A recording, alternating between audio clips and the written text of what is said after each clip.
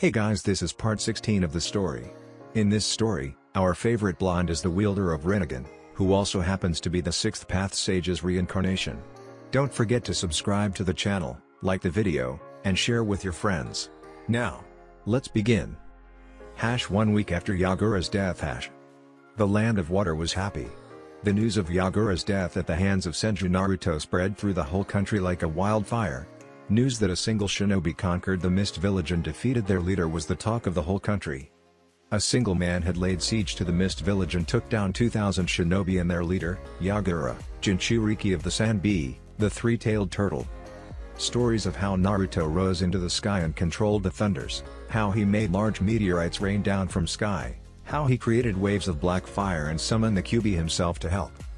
Senju Naruto, Shinobi no Kami, as he was being called now, his legend had just started. Years of this war had left the water country weak and isolated from the other nations. A few bloodline users that never took part on the war were finally making their way back to the village since they had no other place to live. The Mist Village was weak, but they would recover in time. The daimyo was also replaced with a more competent one. Water daimyo's estate. It was the following day after Naruto had conquered the Mist Village. After the Bloodline army had settled in and everything was taken care of, there was only one thing left to end this pathetic war. A coup d'etat against the water daimyo who funded this war. The dragons and Mei were standing outside of the daimyo's estate. It was night and everyone was on edge. If this worked, then the war would truly be over. In with the new, out with the old. The water daimyo had gone along with this war and even supported and funded Yagura. His unfair reign had to come to an end. "How do you want to do this?" Naruto asked Mei, who brought her hand to her chin. Mei turned to look at Naruto to see his blood-red eyes glowing in the dark. She still couldn't believe that Naruto was this powerful. Poor Chojuro fainted when Naruto had regrouped with them after defeating Yagura. Naruto had conquered the Mist Village and in the end he wasn't even tired, he didn't have a hair out of place or a scratch in his armor. "I'm done playing games with him," Mei stated in a serious voice. "We are taking the front door," Mei said and jumped out of the shadows. The moment she touched the ground, Mei blurred and the two guards guarding the main gate dropped to the floor unconscious. "Works for me," Naruto said and, with a slight wave of hand, ordered the dragons to advance. "Yotan, yokai no jutsu," Mei said and released a wave of lava from her mouth. The lava covered the gate and started melting it. A few seconds, the once rock-hardened gate was nothing more than melted something on the ground. The alarm echoed through the whole estate as several shinobi dropped from the main tower to defend their leader. Several samurais also stepped outside from the ground houses and surrounded the individuals. The samurais took out the swords and grasped them strongly when they recognized just what they were up against. "I am here for you," Daimyo Mei yelled loudly from the ground. She enhanced her voice with chakra to make sure he would hear her. Everyone waited patiently until the wooden door bursted open and the daimyo stepped out into the balcony, high up in the daimyo's tower. He must have thought he was safe up there, he even had his traditional blue hat on. "You dare to attack me?" the daimyo roared from his tower. He was pleased that the war had ended, but he didn't count on being attacked by the same person that won the war. "You have the nerve of saying that to us after what you have done," Mei hissed towards the daimyo. "You supported and funded Yagura into this war, and for what?" Mei asked, narrowing her eyes at the leader of her country. "You are supposed to lead this country into betterment, not death," Mei stated, releasing killer intent. "The Mizukage is in charge of his village, it's his job to ensure the safety of his village and country. If he says that we need to eliminate these bloodline scum, then so be it." The water daimyo sneered at Mei, who tightened her fist, almost drawing out blood. "They were innocent people," Mei yelled. "How could he say such thing? He was sheltered in this mansion. He had servants for everything. It were these so-called monsters that kept his country safe and stable. It were these monsters that fought for the safety and betterment of this country. You ungrateful bastard," Mei roared and turned to the shinobi standing in front of her.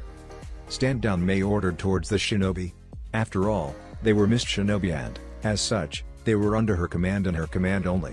Not even the water daimyo had the authority to order shinobi around. That right belonged to the cage and the cage alone. "They won't listen to you, you are not the Mizukage," the daimyo happily stated, "and even if you were, they answer to me and me alone," the daimyo said. "I am Mei Terumi, the 5th Mizukage," Mei stated loud and clear with enough authority in her voice to make sure she got her pointer across. "I order you to stand down," Mei ordered. "You will not," the daimyo ordered, and the shinobi found themselves in a pickle. "Kill her," the daimyo ordered, and the shinobi and samurai were about to jump into action when another voice interrupted them. "You are welcome to try," Naruto said in a stoic voice as he made his presence known, stepping out of the shadows. Every single shinobi took a step back, noticing the presence of the man that single-handedly defeated Yagura and conquered the Mist Village. Every shinobi gulped. After all, standing in front of them was Senju Naruto, god of all shinobi. "You daimyo," hissed towards Naruto, who simply raised an eyebrow at his tone. Naruto raised his head to face the daimyo within a bored tone. "I've got a bone to pick with the fire daimyo. How dare he allow Konoha to interfere in another country's affairs," the daimyo said. The water daimyo yet seemed to realize in what situation he was in. The state of this country was pathetic. "You allowed some deranged fool to start a war and you didn't have the balls to stand up to him," Naruto making the water daimyo seethe while Mei chuckled at Naruto's boldness. "You just hide behind these walls, in your safe haven, and you allowed innocent people to be slaughtered. This is why I dislike political leaders. You simply order the shinobi around, a cage leads them into battle. A true leader must be willing to die for his own men," Naruto stated with a neutral voice, crossing his arms over his chest. "Enough," the water daimyo said. "Kill them all," the daimyo ordered, extending his arm and pointing towards Naruto. Naruto didn't even open his eyes for a few seconds, and when he did, the view didn't exactly surprise him. Every single shinobi and samurai was rooted in place. "I said, kill them," the daimyo roared, but the shinobi didn't move. Maybe they were scared of facing both Mei and Naruto, or maybe they were having second thoughts about everything they learned here. "Drop your weapons and let us finish this," Mei said. A few shinobi recoiled from her request. They shared looks between each other until they dropped their kunais and swords. Once they were disarmed, they dropped to their knees. "Cowards," the daimyo yelled towards his forces. "No, daimyo-sama," Mei said in a sweet voice, maybe too sweet. "They are warriors, my warriors and my alone," Mei said, and made her way towards the door while the shinobi and samurai did nothing to stop her. The dragons and Naruto secured the perimeter and made sure that the daimyo would not escape. With a final scream from the daimyo, the war was truly over. Once the daimyo had been dealt with, a new worthy replacement was found and everything started calming down. The new daimyo started working on getting new trading agreements with other nations, trying to bring Kiri from this dark hole that had lived for so many years. The Mist Village was bursting with activity. The damage from Naruto's siege had been minimal and, as such, the buildings only needed minimal repairs here and there. There was a different ambient around Kiri. Where once people lived oppressed and scared of their tyrannical leader, now they were smiling and laughing. It was an unnaturally sunny day in Kiri. Maybe it was the outcome of Naruto using his new and improved lighting jutsu by drawing energy straight from the atmosphere. Naruto was walking down the village with his beautiful girlfriend on his arm. The armor was long gone and was replaced by civilian clothes. Naruto was wearing black pants and a dark blue shirt. Over that he was wearing a red trench coat with black flames on the bottom. On the back of his trench coat, the Senju clan symbol was proudly displayed in black color as well. Looking at his side, he couldn't but gawp at what Hinata had picked. She was wearing what she had called a gala dress or something. It was all confusing to Naruto, but he didn't seem to complain much. It was dark blue long dress that showed a little bit of her cleavage.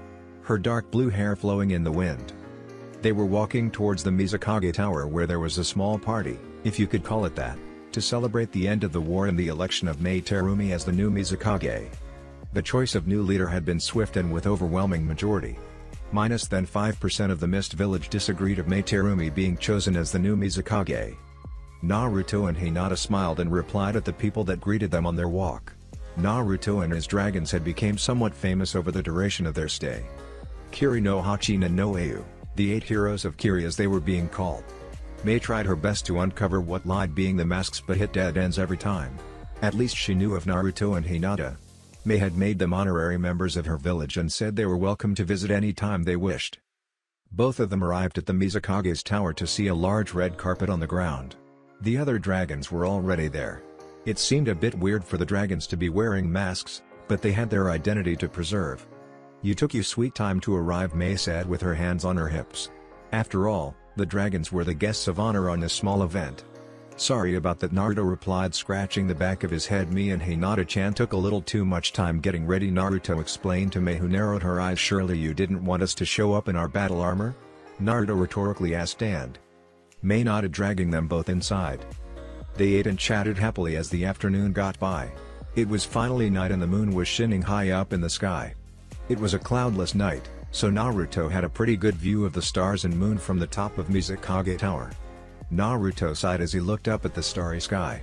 He was leaning on the metal fence, spinning a kunai on his hand. It's kind of funny that Naruto was wearing civilian clothes and yet, he still had a few weapons with him. "So this is where you were?" Naruto heard and turned around to see Hinata approaching. "Why have you been hiding up here?" Hinata asked as she joined Naruto by the metal fences, looking up at the sky. "No reason," Naruto lied as he sighed and focused on the sky once again, "just trying to clear my mind," Naruto explained, and that didn't fool Hinata. "You have known each other and lived together for nearly 10 years. You really think you can hide something from me?" Hinata rhetorically asked, making Naruto chuckle. "I guess," Naruto replied and gathered his thoughts before answering. "It's just, I don't know, I feel guilty for killing everyone," Naruto said, sighing and looking up. They were innocent people and even Yagura had nothing to do with this. It was Toby all along. He used Isabu as a medium to control him, Naruto explained, and Hinata's eyes widened as she never knew. Naruto didn't tell anyone about Yagura being controlled. "When I saw you there on the floor, I don't know, I felt as if something inside of me snapped," Naruto said, and Hinata just heard him, holding his hand firmly. "I knew I could bring you back even if you died, but just seeing you there on the ground unconscious and in pain, I got so angry that I didn't even think properly and just rushed the village to kill Yagura," Naruto explained, sighing. "You went God Almighty on them, didn't you?" Hinata softly asked, and Naruto nodded. "You know me too well," Naruto said, giving a hollow chuckle. "I guess Itachi is right after all," Naruto said, and got a confused look from Hinata and decided to explain. "I knew Itachi from back before the massacre. I had the Sharingan, so sometimes I watched the Uchihas train so I could learn how to use my eyes. One time I heard him say this to his brother Sasuke. Being the best isn't all it's made out to be. When you're strong, you become arrogant and withdrawn. Even if what you sought after was your dream," Naruto said. He was right. I got so caught in my own power that I started comparing myself to gods. I may not have become arrogant, but it was only a matter of time, Naruto explained. "This is why I know that you aren't a god, Naruto-kun," Hinata replied, and Naruto looked curiously towards her. "A god doesn't feel remorse or guilt. To them we are nothing more than insects. We were created by them and they feel as if they own us. By owning us they can dispose of us as trash without a care in the world," Hinata explained, and Naruto listened intently. "Feelings is what makes us human, and the fact that you feel guilty after what you have done is proof of that," Hinata explained. "I suppose," Naruto replied. I have absolute control over life and death. To me it makes life seem like nothing, and yet I feel guilty over what I have done. Isn't it strange?" Naruto rhetorically asked. "I can take and give life as I wish, and yet, every time I take a life I feel empty inside," Naruto explained. "That is the way of the shinobi," Hinata started. "No matter how much we kid ourselves, we are weapons. We train and kill so that others don't. We kill so that our loved ones can live peacefully. We kill so that the people of Konoha can live in peace," Hinata said, and Naruto looked at her. Hinata had really grown up from her old shy personality. Where she once pulled her strength from Naruto, now she has her own. "Everything you have done has been for the betterment of Kiri. It was best to end this war quickly than to further the bloodshed. It is the duty of the shinobi to carry this burden." Hinata finished and locked eyes with Naruto, losing herself in his blue eyes.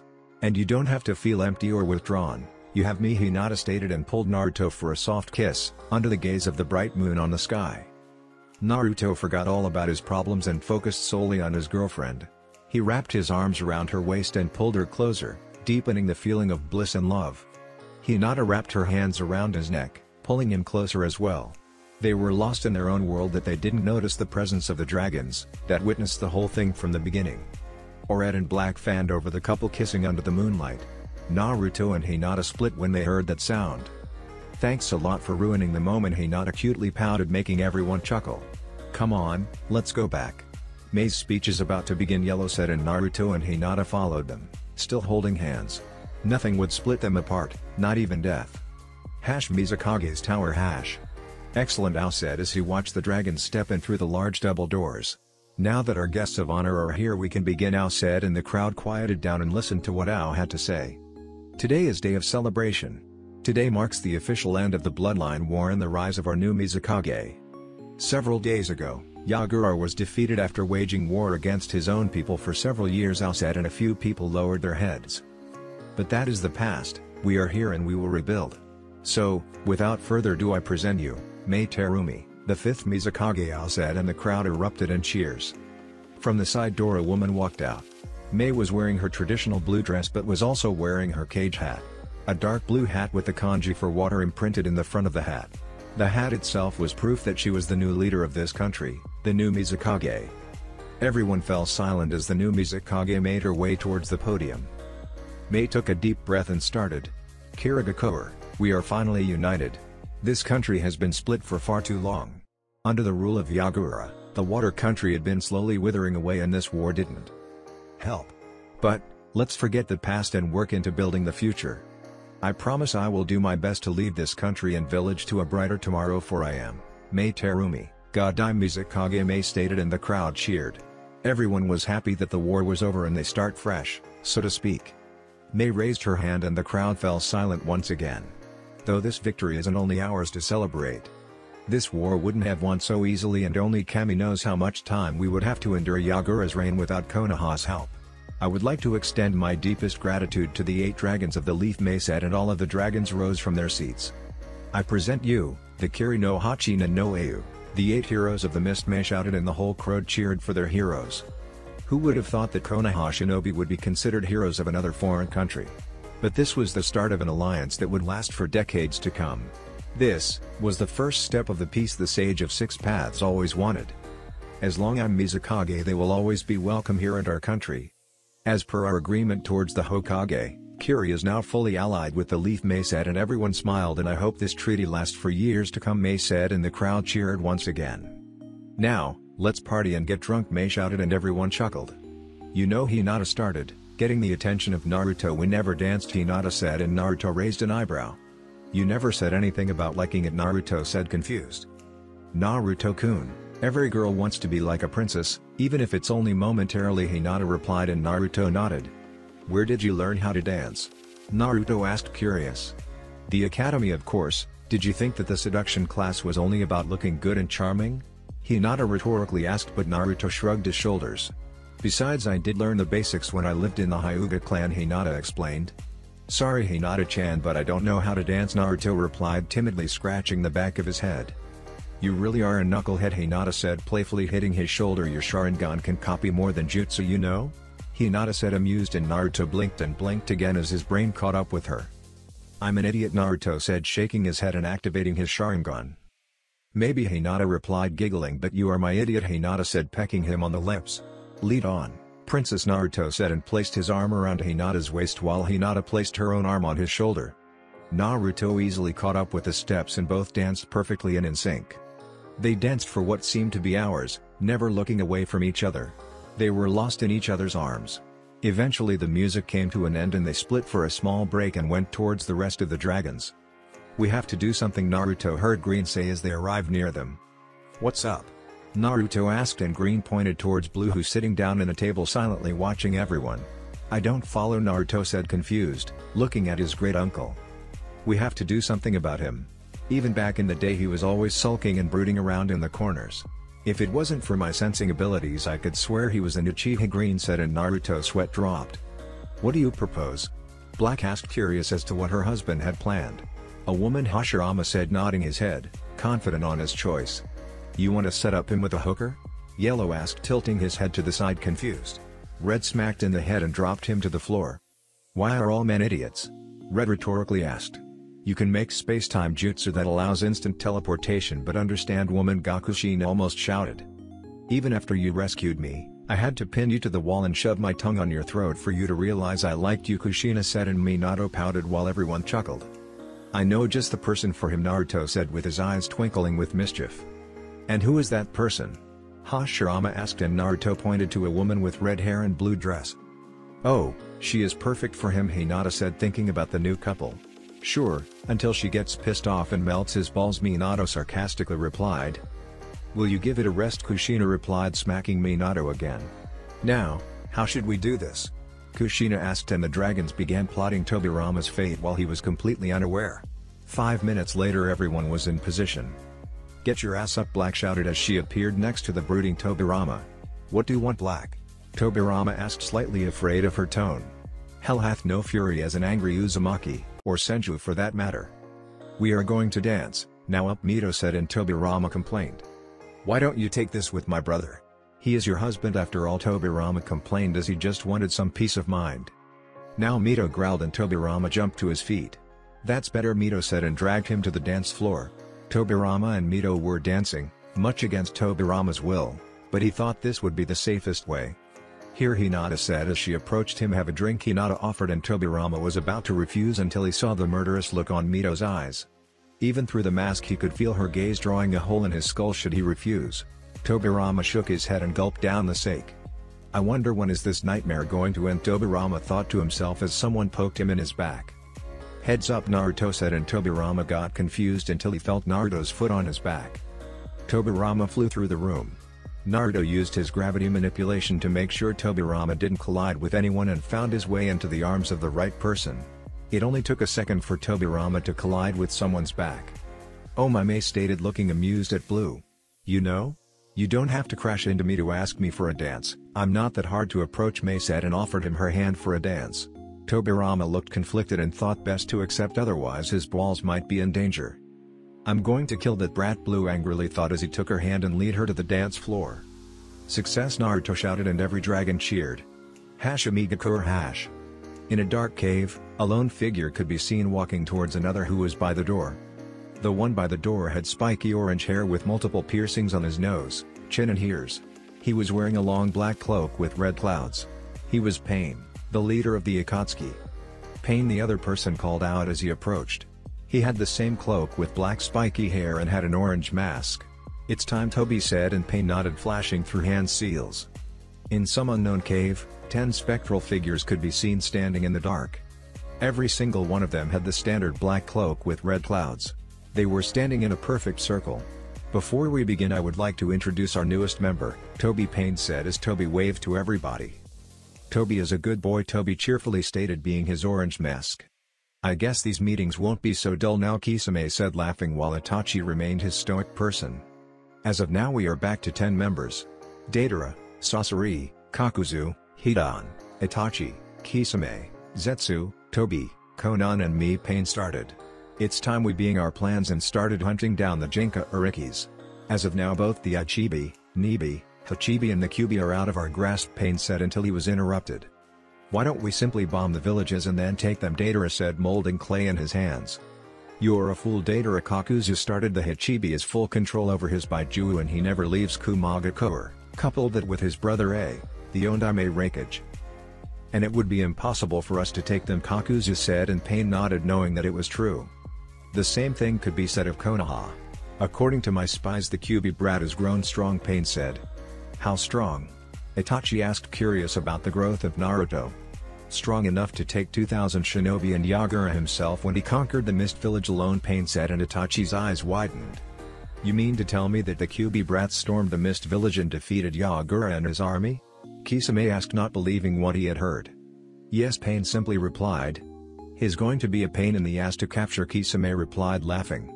"The fact that the Kyubi brat is now being called the Shinobi no Kami, god of the shinobi, and that he is a flea on side order in the bingo book is proof of his strength. Besides that, he also has full control over his Baijuo.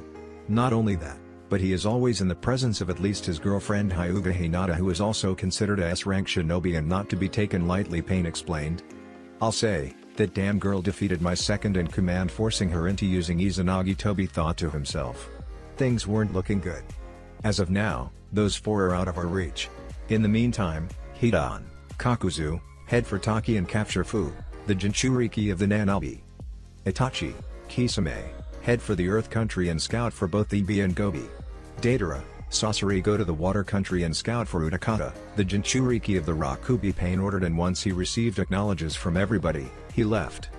Back at Ame after the meeting was over. "You know that only you can stand up to the Kyubi brat, right?" Toby asked towards Pain. "I don't think he is as powerful as you say. But if necessary, I'll be the one to capture him," Pain replied and walked off. "Your time is coming to an end," Nagato, Toby thought darkly and warped away. Hashme's bedroom, Dawn Hash. Everything was dark and quiet in this bedroom. As the sun came up in the sky, a few beams managed to sneak through the blinds and awake May from her slumber. May groggily woke up and brought her hand to her face to block the light. "Oh, my head," May said, nursing her head and rising to a sitting position. Once she sat down on her bed, the sheets fell down to reveal her naked figure. May looked down and found it weird as she never slept naked, but, then again, she couldn't remember much from last night. May tried to rise but found herself stuck as the sheets wouldn't budge. She looked to her right to find someone else lying there asleep and, judging by his lack of clothes, he was also naked. "Oh God," Mei said to herself, covering up and shaking the man awake. Tobirama groggily opened his eyes and looked up to see the shocked face of Mei staring at him. "Oh God," Mei yelled when she saw Tobirama's face and his blue mask on the floor. "Shfive it, I'm going to kill that brat," Tobirama thought to himself and wondered how he was going to walk away from this one with his balls intact. Konoha Gates. It was a standard day for the eternal guards of Konoha's gates. There was a small breeze in the air and the sun was shining high in the sky. Poor Izumo and Kotetsu were in their regular job. Kotetsu was sleeping like always while Izumo was tilting back in his chair looking up at the clear sky. Kukukaku. Izumo heard and shifted his eyes from the sky and into the gates only to come face to face with the snake Sanin himself. "Oh my, look at what we have here," Kukukaku Orochimaru said, chuckling darkly and licking his lips with his freakish long tongue. "Oh Orochimaru," Izumo stuttered and proceeded to faint, smacking his head on the wooden desk. A small crack appeared as his forehead made contact with the wooden desk.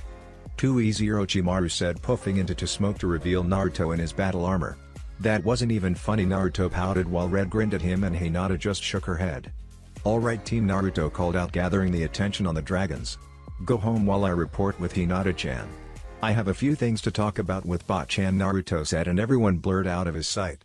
It was testament to their power, as it only took a split second before every dragon was out of Naruto's field of vision. Then again, what would you expect from an S-rank shinobi? "Let's go, Hinata-chan," Naruto said, and both of them jumped high in the sky, taking the rooftops towards the Hokage Tower. Hokage Tower. "Yo Ba-chan," Naruto said, making a hello gesture with his right arm as he entered Tsunade's office.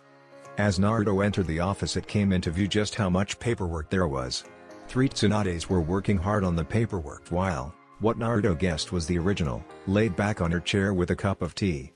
"Working hard, I see," Naruto said, amused with the glare he was receiving from the clones. He gave a small chuckle when he heard the clones murmur something about a rebellion against their tyrannical leader. "A woman has to do what a woman has to do, I guess," Tsunade happily said, taking a sip of her drink. "Shut up and back to work," Tsunade yelled when she noticed the clones glaring at her.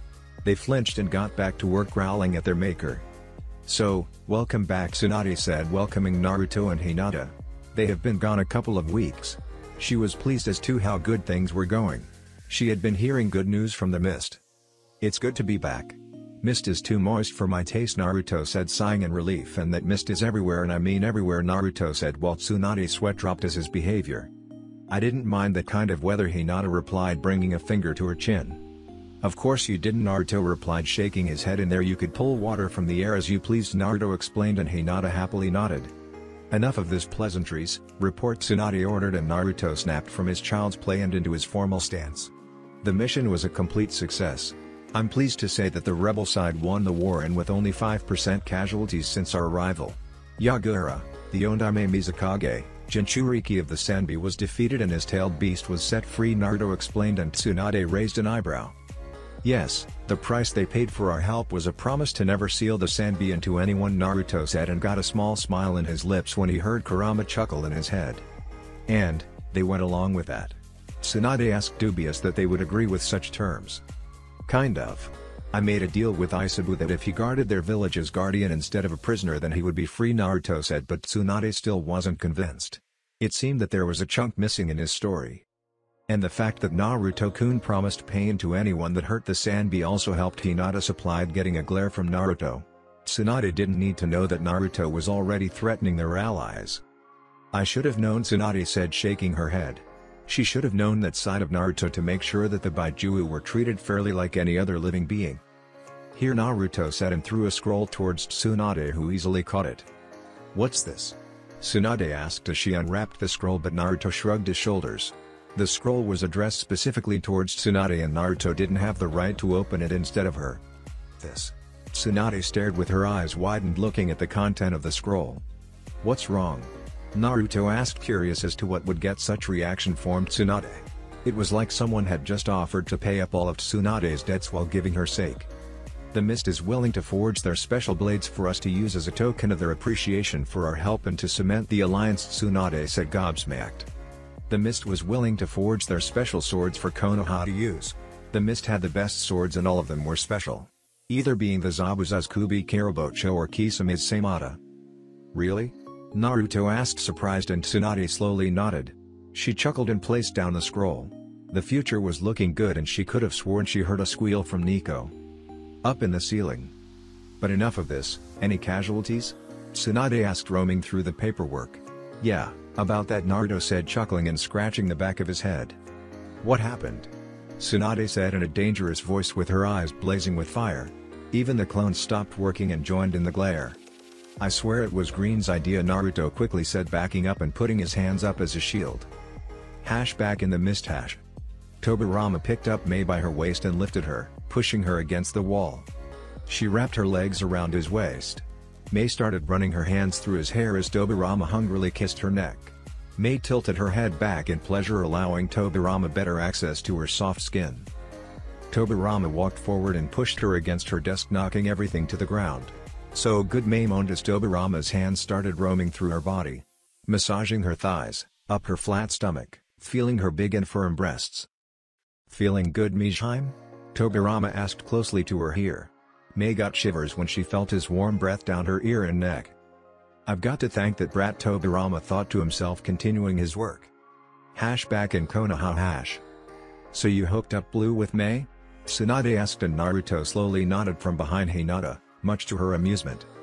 Nice work, brat, Tsunade said, and Naruto was surprised by that but nonetheless sighed in relief. Naruto thought he would be in the receiving end of one of her punches when he and Hashirama decided to play matchmakers. Mei is a strong and independent woman. She will do him good, Tsunade said, and Naruto nodded. The only thing in real danger was Tobirama's balls, but Naruto could heal him should anything happen. And if things go well, we might have a wedding to further cement our alliance, Tsunade said, and Naruto nodded, knowing that it was very true. Can you send your Anbu out of the room?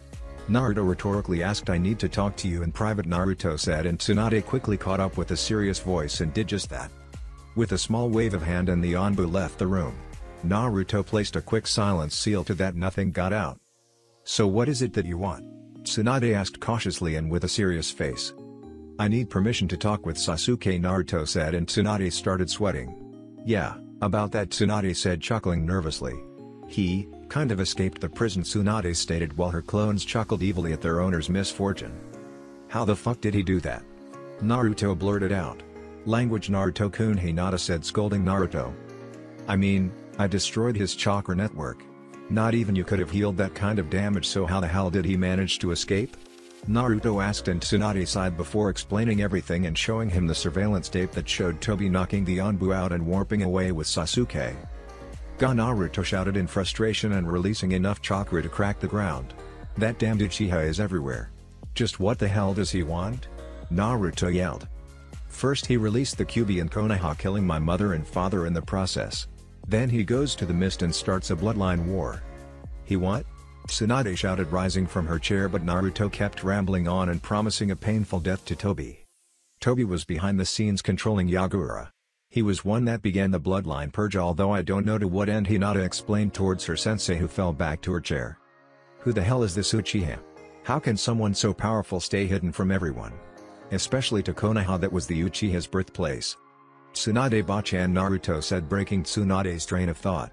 I want access to Konoha's archives about the Uchiha clan and permission to exhume Uchiha now, Naruto said, and Tsunade raised an eyebrow. Why do you want that? Tsunade asked, and Naruto motioned Hinata to explain. I fought against an Uchiha back in the mist.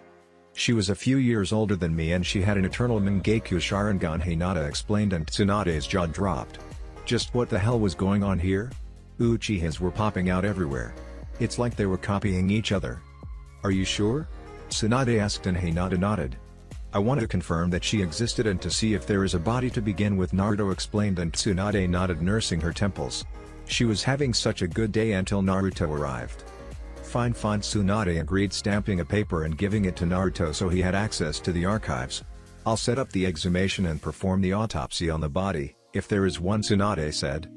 Alright, Naruto cheered back to his old personality to Ichiraku's ramen stand, Naruto yelled, pumping his fists into the air and walking out the room with Hinata shaking her head at his behavior. Not so fast, Tsunade called out from behind her desk and stopping Naruto on his tracks. Now that you are back from your mission, I already have something planned for all of the dragons while you are on vacation, so to speak, Tsunade stated, and Naruto stared at her. It seems that Tobirama will be busy in Kiri, so that leaves the dragons one man down. Since our Anbu commander decided to get himself killed, I need Hashirama and Minato on Anbu duty, Tsunade explained, roaming through the maze of papers before turning to Hinata. Hinata-chan, I need you at the hospital. We are short on personnel and you could really help us out, Tsunade said, and Hinata nodded. As for you, Naru-chan, I have a very good assignment, Tsunade said, chuckling, and Naruto raised an eyebrow at her tone.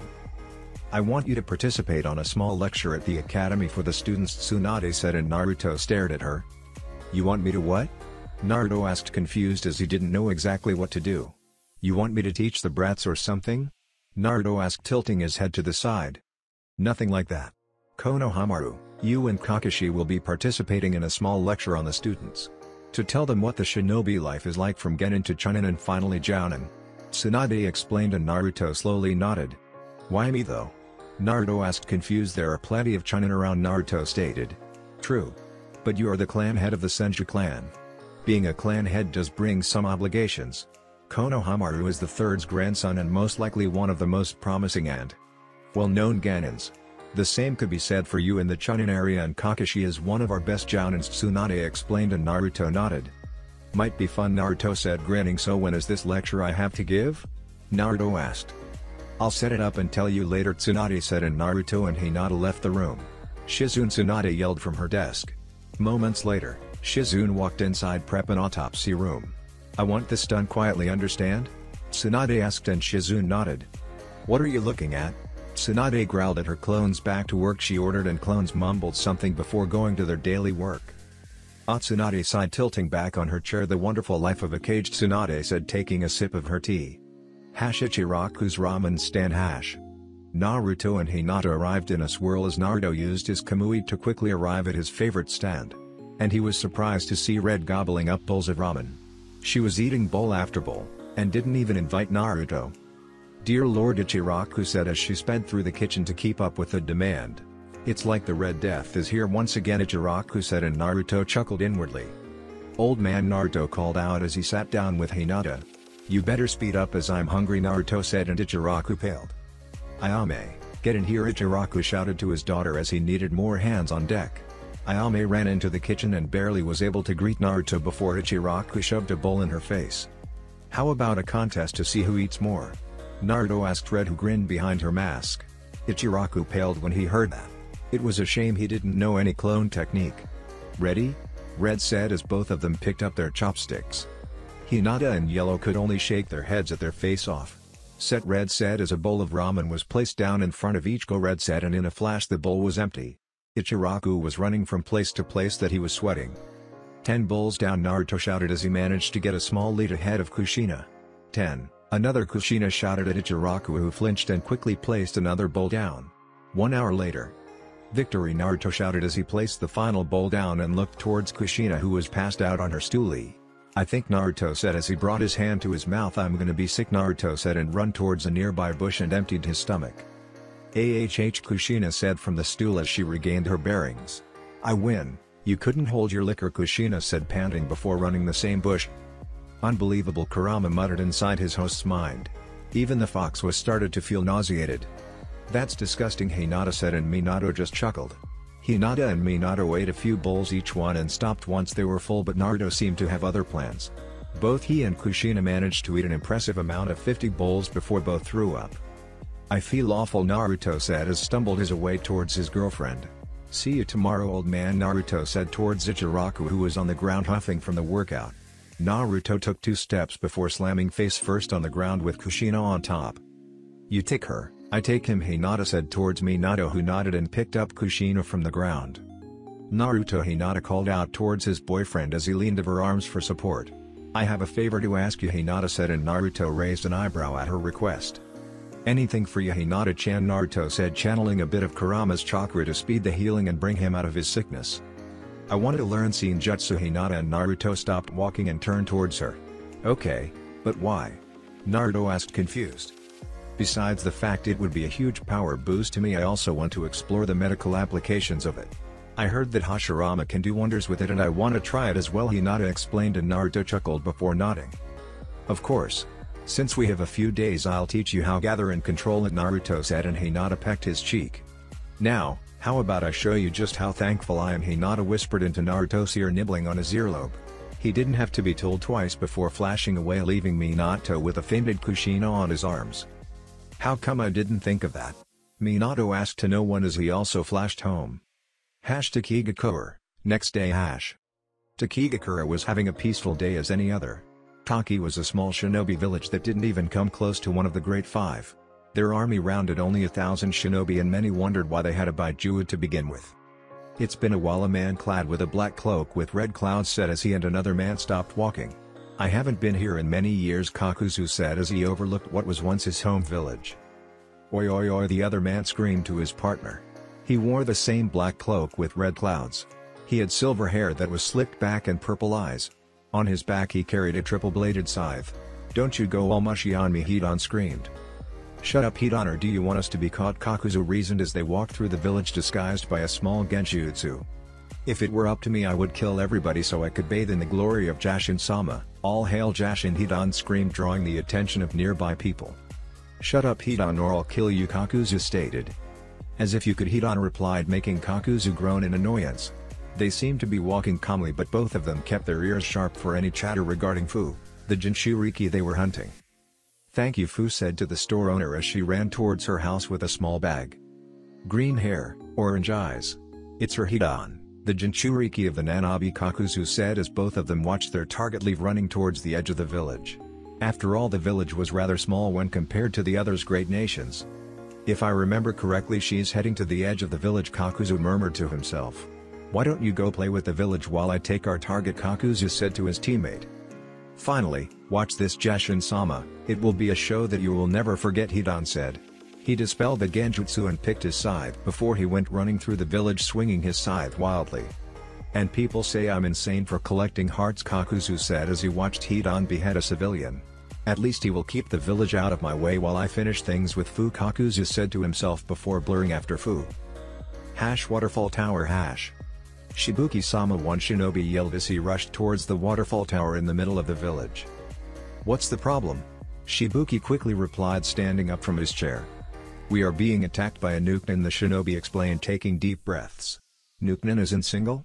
Shibuki asked, and the shinobi only nodded. Gather the civilians and evacuate them to the tunnels beneath the lake. Summon the waterfall unit and have them stall the enemy until evacuation is complete, Shibuki ordered, and the shinobi nodded, puffing into smoke. Takigakura, main clearing. Hidan laughed as he slashed yet another poor soul. All hail Jashin, Hidan shouted as he bathed in the blood of his enemies. Mizu Tatsumaki, Shibuki said, blurring through hand seals. A tornado of water rushed head-on and crashed into Hidan, who was sent flying into a nearby tree. Who the fuck did that? Hidan screamed as he got up to see someone with inked black eyes and long, dark brown hair.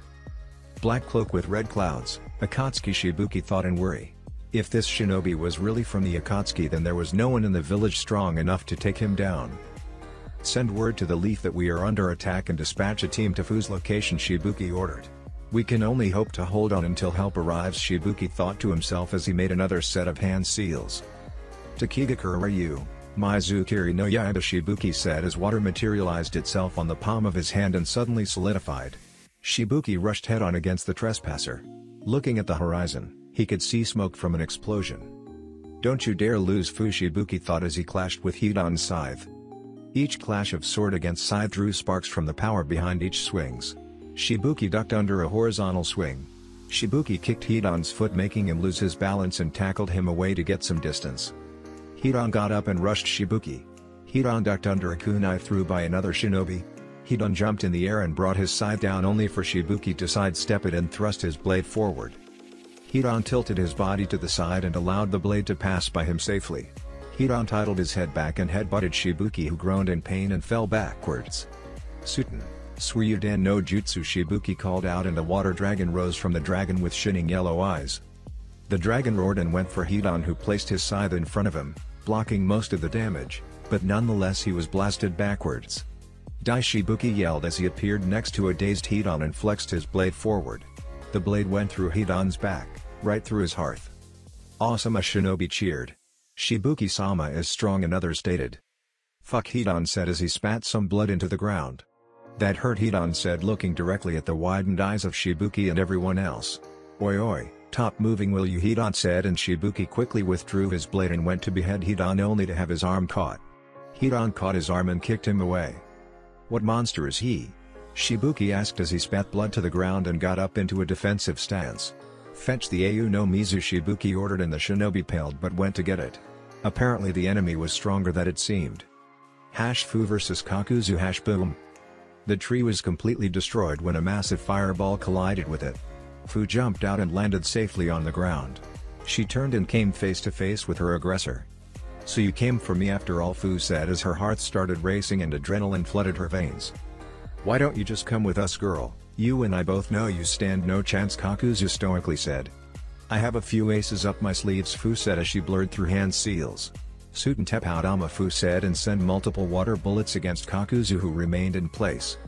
"Doten, Tsuchi no Yoroi," Kakuzu thought as his skin became pitch black from being hardened with earth chakra. The water bullets hit Kakuzu, but he wasn't even phased. Kakuzu didn't even buckle as they felt nothing more than drops of water, like if it were rain. Fu thought as she thought what she could do against such foe. She didn't want to call and depend on Naruto to help her. If she called him, she would be placing him in harm's way as well, and she didn't want to risk it unless she absolutely needed to.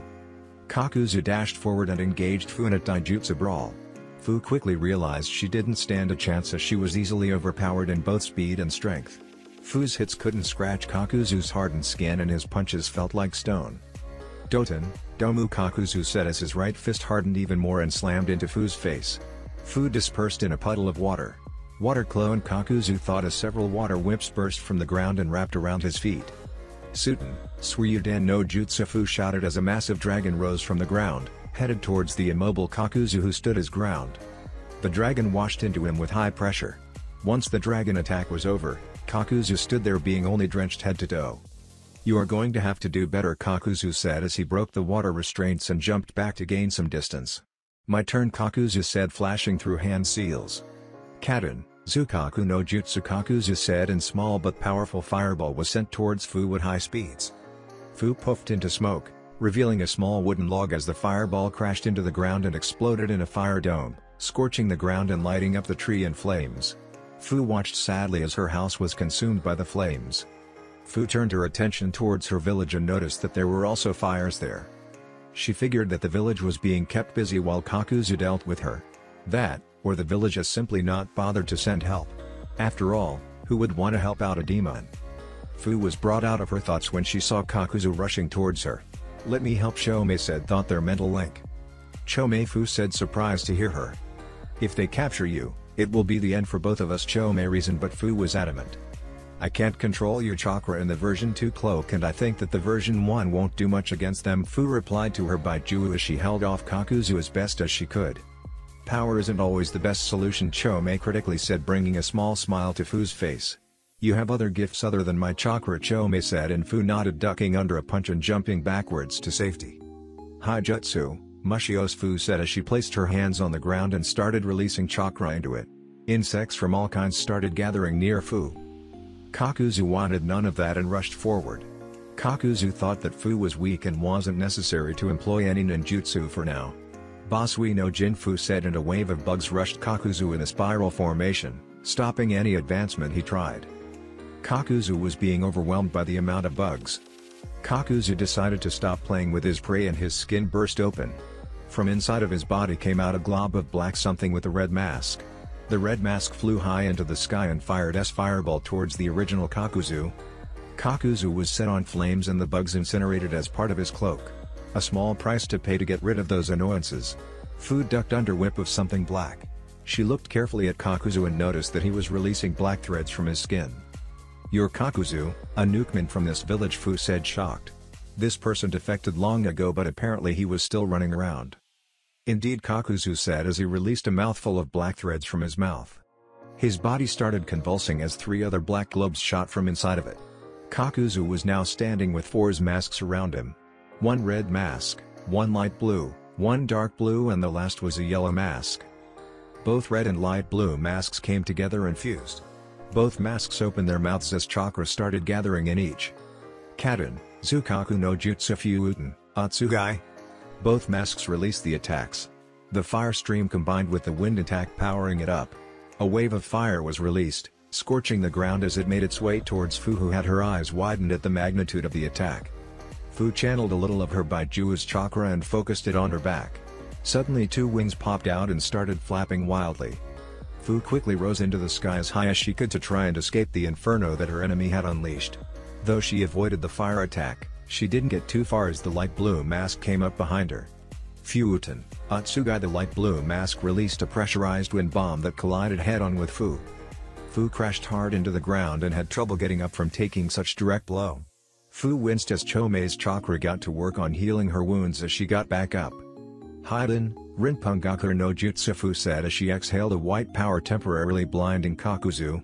Fu got up and jumped back as far as she could to regain her breath. "Man, I never had such fun," Hidan said as he approached Kakuzu. Hidan was carrying someone on his back. There was a body dangling from the scythe. "Oh, back already?" Kakuzu asked as he noticed how bloody Hidan was. "It looks like you didn't lose your head this time," Kakuzu said.